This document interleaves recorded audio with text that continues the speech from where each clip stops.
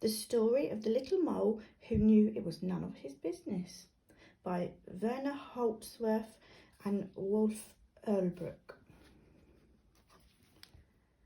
One day, the little mole poked his head out from underground to see whether the sun had already risen. Then it happened. It looked a little like a sausage, and the worst thing was that it landed right on his head. "How mean!" cried the little mole. "Who has done this on my head?" But he was so short-sighted that he couldn't see anyone around. "Did you do this on my head?" he asked the dove who was flying past. "Me? No, how could I? I do it like this," she answered. And splish, plish, a moist white blob landed on the ground right next to the little mole. His right leg was splashed with white. "Did you do this on my head?" he asked the horse who was grazing in the pasture. "Me? No, how could I? I do it like this."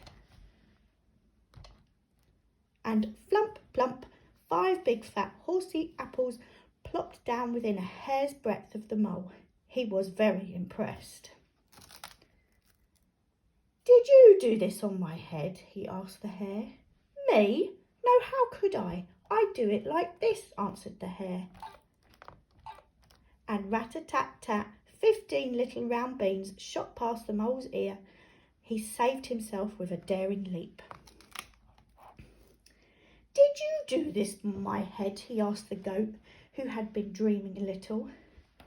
"Me? No, how could I? I do it like this," she replied. And blippity-plop, a pile of toffee-coloured little balls tumbled on the grass. The little mole found them almost appealing. "Did you do this on my head?" he asked the cow, who was chewing the cud. "Me? No, how could I? I do it like this." And kaplosh, a big brownish-green pancake flopped onto the grass just next to the mole. He was very relieved that it hadn't been the cow who had done something on his head. "Did you do this on my head?" he was going to ask again. But as he came closer, he saw only 2 big, fat, black flies, and they were eating. "At last, someone who will be able to help me," thought the mole.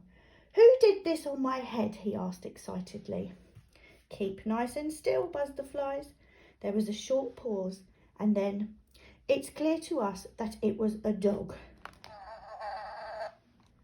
Finally, the little mole knew who had done the business on his head. Basil, the butcher's dog. Quick as a flash, he climbed onto Basil's kennel, and pling, a tiny black sausage landed on top of the dog's head. Satisfied at last, the little mole disappeared happily into his hole underground. The end.